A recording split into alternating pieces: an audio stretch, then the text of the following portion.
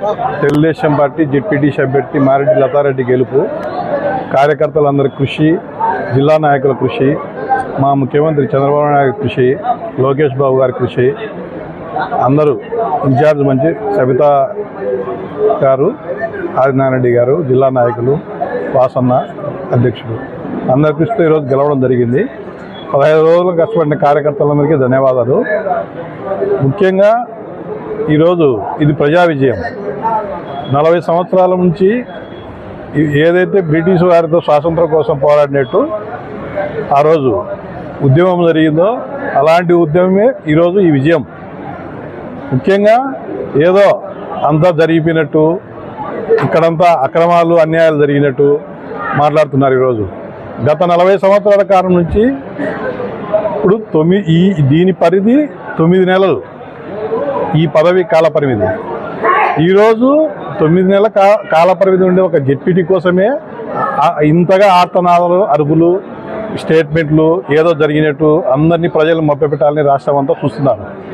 5 సంవత్సరాల పదవీ కాలాన్ని లాస్ట్ ఎలక్షన్లలో మీరు రాష్ట్రం అంతా నామినేషన్లు బేనికోకుండా, ఏ ఒక్కరు కూడా ఎలక్షన్ ఓటు హక్కు వినియోగించుకోకుండా అందరి లీడర్లకు ఒకవేళ నాయకత్వం వహించే చిన్న పెద్ద లీడర్లందరికీ ఎన్నికల్లో పోటీ చేయాలనే ఆశ అందరికీ ఉంటుంది.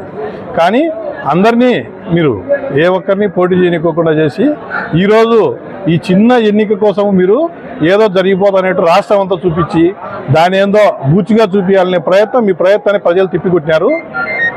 అది గుర్తుపెట్టుకోవాలి. మీరు గత 5 సంవత్సరాలు మీరు ఎవరన్నా మీరు ప్రెస్ కానీ ఎవరైనా సరే ఈరోజు పల్లెల్లో పోయి ఏదో మీరు ఓటేసారా ఫేక్ వాళ్ళని పెట్టుకొని, ఇప్పుడు ఒకతను మలయాళతను, ఒకతను భూష్పల్లతను బైక్లో డ్రమ్ము పెట్టుకొని వాళ్ళిద్దరి మీద కూడా పోలీసులు కూడా ఫిర్యాదు చేస్తాం. ఈరోజు డ్రమ్ము పెట్టుకొని మీరు ఓటేసారంటే మాది మోటూతులపల్లి అని ఇవన్నీ మభ్యపెట్టే మాటలు సోషల్ మీడియాలో చెప్పుకుంటా ఇవన్నీ చేస్తున్నారు.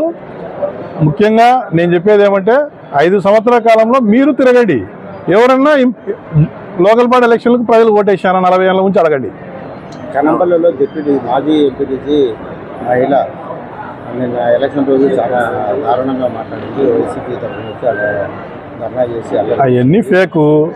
వాళ్ళు ఏం మాట్లాడమంటే సాక్షి ఛానల్ ఒకటి సాక్షి టీవీ పెడితే అది ఫేకేగా, దాంట్లో వేరే వాళ్ళు ఉండరుగా. వాళ్ళు ఎవరైతే మాట్లాడించాలనుకుంటారో వాళ్ళని సెలెక్ట్ చేసుకొని మాట్లాడిస్తారు, అదే మీడియాలో చూపిస్తారు. ఎలక్షన్ సజావు జరగకుండా గొడవ చేసిన చర్యలు ఉంటాయి, ఖచ్చితంగా ఉంటాయి. ఈ ఫేక్ ప్రచారాలు చేసే వాళ్ళ మీద కానీ అందరి మీద చర్యలు ఉంటాయి. దశాబ్దాల కాలంగా ఇక్కడ ఓటింగ్ అనేది నిర్వహించలే. ఇప్పుడు ప్రతి ఒక్కరు ఓటెత్తినారు ఓటేసేందుకు. ఇప్పుడు ఇంత ఘన విజయం సాధించారు టీడీపీ. దీన్ని మీరు ఎలా చూస్తారు? ఇది ప్రజా విజయం. ప్రజలందరూ బాగా సద్వినియోగం చేసుకొని ఇది ప్రజా విజయంగానే చూస్తాం.